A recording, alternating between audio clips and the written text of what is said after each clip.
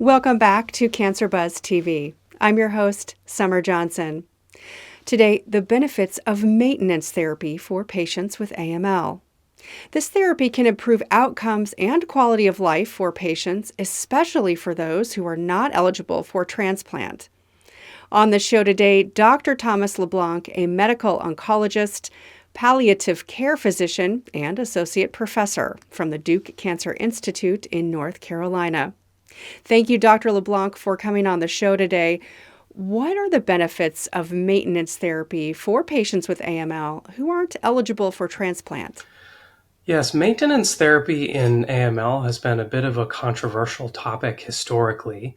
There have been some studies suggesting surrogate outcome improvements like event-free survival with ongoing low-dose chemotherapies, but not any definitive demonstration of overall survival benefit in a large randomized trial until the QUASAR trial came out not too long ago with oral azacitidine. And with that trial, we know very clearly now that patients who have AML who received initial intensive induction chemotherapy and have achieved a complete remission or a CR with incomplete count recovery, who then do not go on to a stem cell transplant or otherwise complete some other curative intent therapy, benefit quite sizably from maintenance treatment with oral azacitidine. And the overall survival benefit magnitude is a bit over 24 months median overall survival.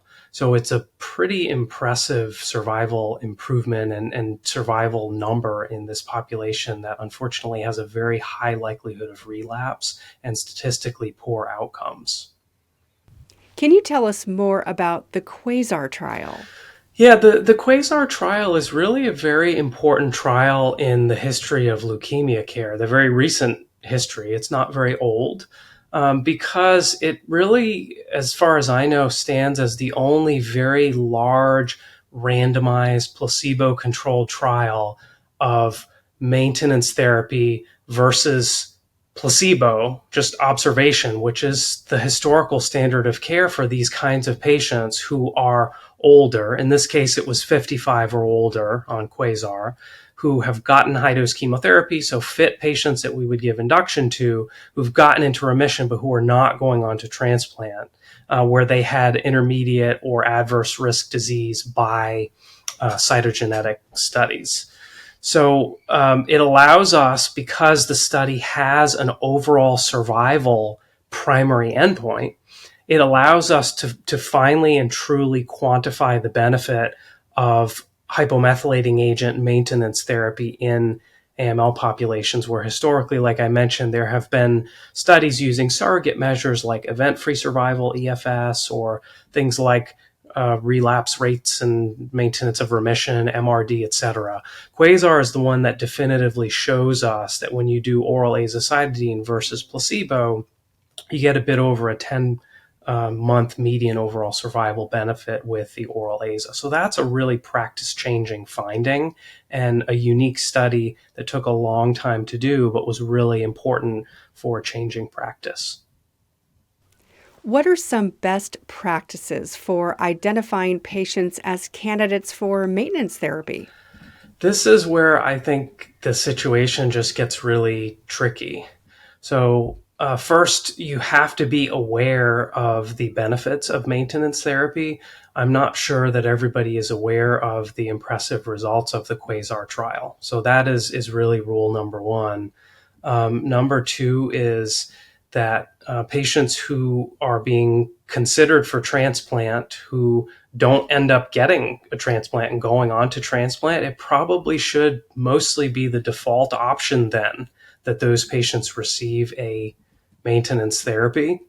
There are some other nuances too now around what to do with other potential targets, FLT3 inhibitors, pre or post-transplant, but that's a little bit of a different and more complicated discussion maybe for another day.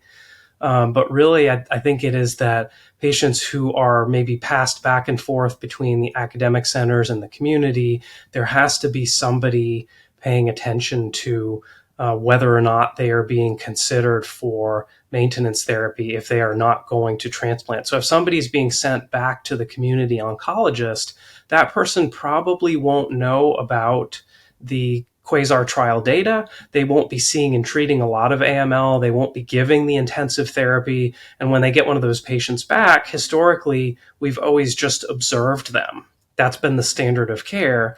Now we know that oral azacitidine maintenance is superior to standard of care. It improves overall survival. Those docs may not know that, and they may not have experience with managing the treatment and its toxicities, which is an also significant issue. So it takes a village, but I think it really is more on the academic team that may be sending patients back somewhere or somehow continuing to manage them after their initial induction, getting them into remission.